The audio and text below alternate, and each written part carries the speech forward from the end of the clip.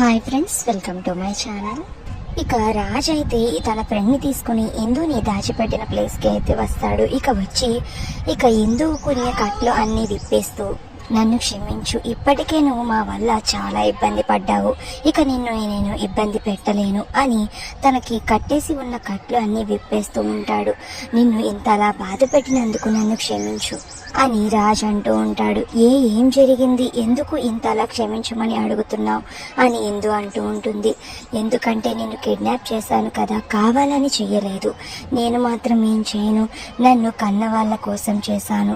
పేద తల్లిదండ్రులు, లేచిపోయిన చెల్లి, అప్పులు చేసే తమ్ముడు, సంసారాన్ని ఈదడానికి ఇలాంటి తప్పు చేయాల్సి వచ్చింది, నన్ను క్షమించు అని రాజు అయితే దీనంగా మొహం పెట్టుకుని అంటూ ఉంటాడు. ఇక ఆ మాటలకి అవునా, నువ్వు ఇలాంటి వాడివని నేను అస్సలు అనుకోలేదు అని ఇందు అంటూ ఉంటుంది. ఎలాంటి వాడినని అని రాజు అయితే అమాయకంగా అడుగుతాడు. ఇంత వెధవని అని ఇందు చాలా కోపంగా అనేసి ఉండు, నీ పని చెప్తాను అని పక్కనే ఉన్న చీపురును తీసుకుని ఇక రాజ్ని అయితే తరిమి ఆ రూమ్ అంతా తిప్పించి మరీ కొడుతూ ఉంటుంది. ఏ రాక్షసి, నన్ను కొట్టకే, నన్ను వదిలేయే, ఇంకెప్పుడు ఇలా చెయ్యని అని రాజు అయితే ఇందుని బతిమలాడుతూ ఉంటే, ఉండరని పని చెప్తాను, నన్ను ఎంత టార్చర్ చేసావురా అని ఇందు అయితే రాజ్ని కొడుతూనే ఉంటుంది. మరి నెక్స్ట్ ఏం జరుగుతుంది అనేది నెక్స్ట్ వీడియోలో తెలుసుకుందాం.